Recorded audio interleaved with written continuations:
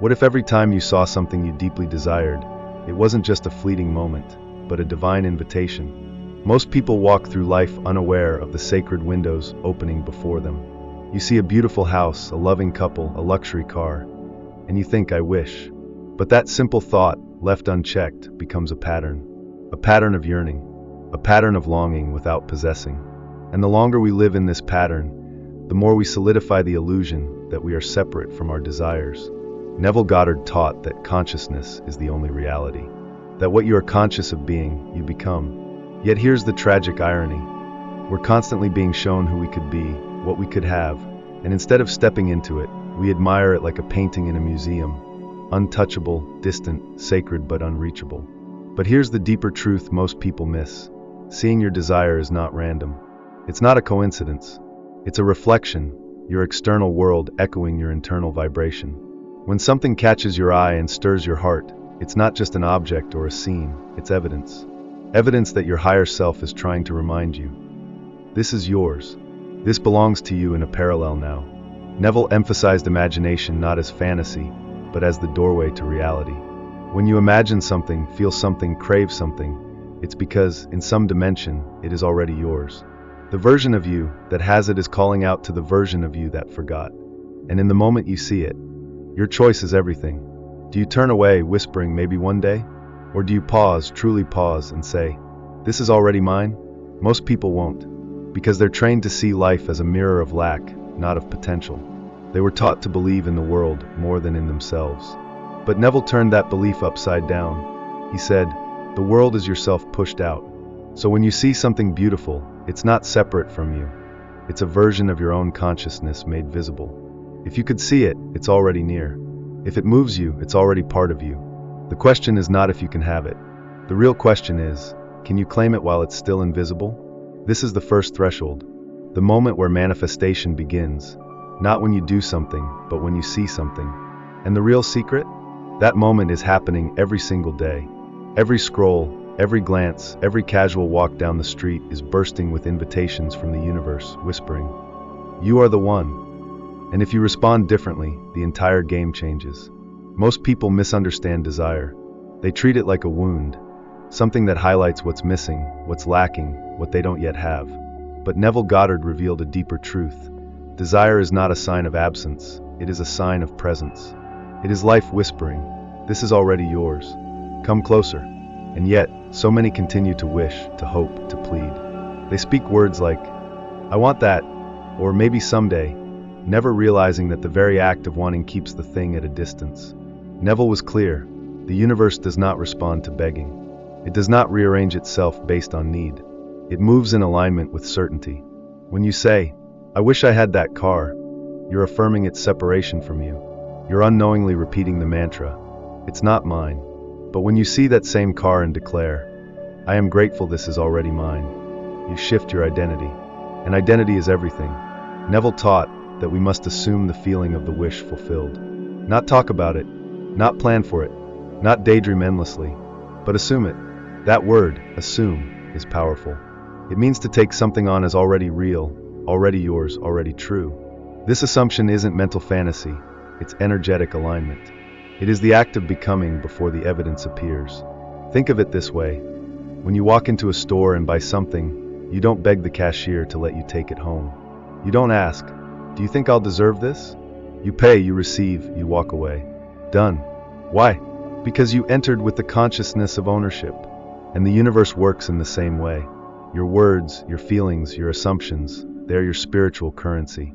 This is why Neville insisted that we must feel ourselves into the state of having, not wanting. Because wanting is a state. It's a posture of lack, a vibration of absence. And the law is clear. You do not attract what you want, you attract what you are. You must become the version of yourself who already has it. Feel what that version feels. Think like that version. Speak as that version. And here's the paradox. Once you truly embody that version, once your energy aligns with the end result, the outer world has no choice but to conform. This is not positive thinking. It's spiritual law. Your external world is a mirror, and the moment your inner reality shifts, the reflection must change. But don't expect thunder and lightning. Don't wait for some dramatic sign. Neville said, The world does not change from without, but from within. So the first flicker of change won't be in your bank account, your home, or your relationships. It will be in your state of being. That subtle moment when you feel peace instead of desperation, gratitude instead of longing. That's the signal. That's the shift. The universe isn't waiting to be convinced. It's waiting for you to remember who you already are.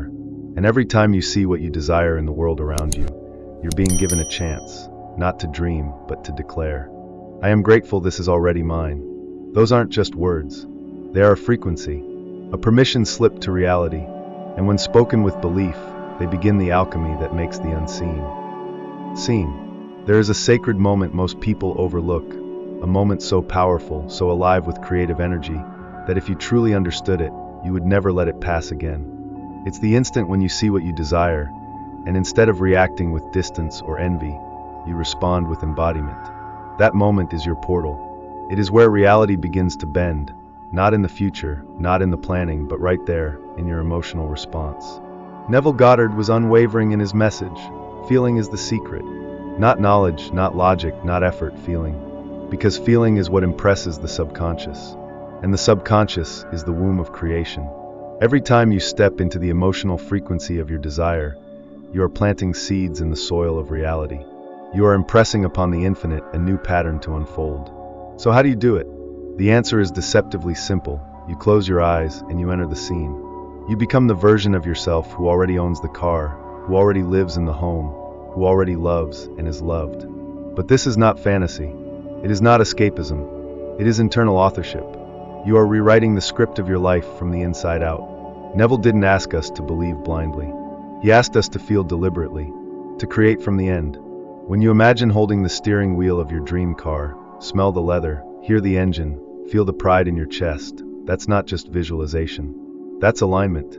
You are matching your inner state with the outer reality you desire, and according to spiritual law, the outer must follow. If it's love you want, don't just think of a partner. Feel the warmth of their hand, the sound of their laugh, the comfort of their presence. Let your heart swell with the experience of being chosen, cherished, seen. If it's financial freedom, don't just calculate numbers. Feel the relief of abundance, the joy of giving freely, the confidence of knowing you are supported. This process is not about fooling yourself. It is about claiming your power as a creator. Because here's what Neville understood that most don't. You don't manifest what you rehearse intellectually. You manifest what you feel emotionally. And your feelings are not reactions to life, they are instructions to life. That's why the words, "I'm grateful this is already mine," carry such weight. When spoken with presence, with true emotion, they activate a shift inside you. They tell the subconscious mind, this is our new reality. And the subconscious does not argue, it accepts, it obeys, it unfolds. But it must be real to you. Not a mantra you repeat mindlessly, but a declaration soaked in certainty. As Neville said, assume the feeling of the wish fulfilled. Let it live in your breath, your posture, your inner dialogue. Because the version of you who already has it, they're not waiting, they're not hoping, they're living it now. The moment you align with that frequency, you collapse time. You bend possibility. You summon resources, people, opportunities that match your vibration. Not because you forced them to come, but because you became the version of you who naturally receives them. This is the work. Quiet, internal, often invisible, but utterly transformative. And it begins not with effort, but with surrender to the feeling of already having. The only thing left is to live from that truth, again and again, until the world catches up. Once you have felt it, truly felt it, once you have embodied the state of the wish fulfilled, there is one more step. And it may be the hardest one of all, letting go. This is where most people falter. They do the imagining, they feel the emotions, they speak the words, but then they begin to check, to wonder, to doubt. When will it come? What if it doesn't? Should I visualize again? And in that very moment, they begin to undo the work. They fall back into the consciousness of wanting, of waiting, of not having. Neville Goddard warned against this. He said, you do not have to make it happen. You only have to assume that it has happened. And once you've assumed it, you rest. You do not look for signs like a beggar. You do not chase confirmations like someone still unsure. You walk as though it is done, because in consciousness it already is. Letting go does not mean forgetting your desire. It means releasing your attachment to how and when it must show up. It means trusting the invisible more than the visible. And that level of trust is radical. It requires you to stand firm in a reality no one else can see yet. To believe in your new state so completely that external appearances become irrelevant. Neville described this as living in the end, not visiting it, not fantasizing about it, living in it. And what does that look like? It looks like peace, like certainty, like waking up in the morning and not searching for proof, because the proof is already inside you. You felt it, you became it, and that is enough. This is not passivity. This is creative stillness. You are not doing nothing. You are doing the most powerful thing of all, remaining faithful to your inner state. That's what faith truly means, not belief in something external, but loyalty to your inner world, even when the outer world says otherwise. Neville often reminded us, faith is loyalty to the unseen reality, and that loyalty is tested in silence, in delay, in the absence of evidence. Will you trust what you felt in the quiet moments? Will you continue to walk as if your desire is already yours, even when the mirror hasn't caught up yet? Think of it like placing an order at a restaurant. You don't hover over the chef. You don't question if the food is being cooked. You sit, relax, and wait because you know it's coming. That's what surrender looks like. That's what trusting the law looks like. If you're constantly watching the clock, you're not in the state of having. You're still vibrating lack. But when you release, you create space for the universe to do what it does best, rearrange itself around your belief. And it will, because consciousness is the cause of all, because imagination creates reality, because what you are conscious of being becomes your world. So after the visualization, after the declaration, after the feeling, exhale. It is done. You don't need to see it. You don't need to explain it. You only need to be it. And from that place of calm knowing, reality bends to meet you, not as a reward, but as a reflection. And now, the final act, the sacred return. The moment where inner alignment meets outer unfolding. You've seen your desire. You've felt it as if it were already yours. You've spoken the words of possession. You've surrendered the when, the how, the need to chase. Now you live, not in waiting, not in wishing, but in quiet certainty. Neville Goddard always emphasized this. The world is a mirror, forever reflecting the beliefs of the inner man. That means reality does not move until you do, internally. And once you do, it must. The law is impersonal, exact, obedient. When you align your imagination, your emotions, and your identity with a new state of being, you send a signal so clear that the universe has no choice but to respond. But the response is never loud. It's never grand in the beginning. It's subtle. A small shift, a meeting, a message, a sudden idea. The key is to recognize these not as random, but as echoes of your new assumption beginning to take shape. This is when most people begin to question again, looking for proof. But proof is not your job. Living in the end is. There's a reason Neville taught that we must persist in the assumption, even in the face of contradiction. Because the outer world is just old thoughts crystallized, and what you see now is simply the residue of who you used to be. If you break your faith too soon, if you look at the reflection and change the face in the mirror, you revert. But if you hold your state, if you continue to walk, speak, feel, and think as though your desire were already yours, reality must conform. Not because you forced it to, but because you became the version of you who always had it. And the universe will recognize no other voice but the one that speaks from knowing. This is why the simple phrase, "I'm grateful this is already mine," becomes a command. When spoken from belief, it is not a wish. It is a declaration. It seals the state. It imprints the subconscious. It sends the vibration of completion, of fullness, of certainty. And that vibration draws the experience to you like a magnet. This is the true art of creation. You don't get what you want. You get what you are. And when you see something you desire, that is not a test. That is an invitation. An invitation to merge with a version of reality already alive within your consciousness. So now the challenge is no longer to manifest, but to maintain. To remain faithful to your inner world, even when the outer seems unchanged. Because that's the gap between planting and harvesting. And if you endure it with trust, the harvest becomes inevitable. Neville said, "Change your conception of yourself, and you will automatically change the world in which you live." You're not waiting on life. Life is waiting on you, on your alignment, on your declaration, on your embodiment of a higher truth.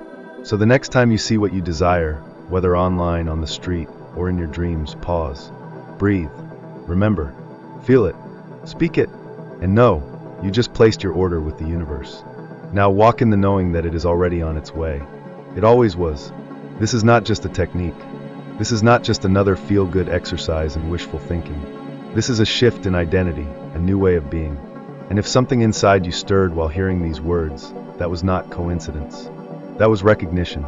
You already know this. Some deeper part of you remembers the truth Neville Goddard taught. You are the operant power. You are not here to chase life. You are here to create it. So now, the invitation becomes personal. Will you live this truth, or will you continue to wait for signs that it's safe to believe? Because here's the paradox. The signs only appear after you decide it is real. You are not waiting on evidence. The evidence is waiting on you. Neville reminded us, a change of feeling is a change of destiny. So here is your call, not just to watch passively, but to act consciously, not with force, not with effort, but with inner dominion. Every time you see what you desire, let that be your altar. Let that be the moment you step into power. No more hoping, no more postponing. From this moment on, when you see something that reflects your true desire, stop. Close your eyes, breathe, feel it as yours, and declare with unwavering gratitude, I'm grateful this is already mine. Say it slowly, say it deeply, say it until your cells believe it, and then walk away, not in lack, not in longing, but in knowing. Carry yourself like someone who already has it. Speak like it's done. Move through life as if the universe is only catching up to the reality you've already claimed. Because that's exactly what it's doing. This is your daily practice now, your new state of consciousness. And I invite you, no, I challenge you to test it. Begin today, right now. What is the one thing you're claiming is yours? Speak it, write it, feel it. Comment below if you must, not to be seen, but to solidify the shift within. Because in the end, there is no outer permission, no gatekeeper, no divine lottery. There is only consciousness, your consciousness, and what you dare to assume is true. So take your place, not as a beggar of life, but as a creator of it. The universe is listening, always responding, always mirroring. Speak not from hope, but from certainty. It's already yours. The only question now is, will you live like it?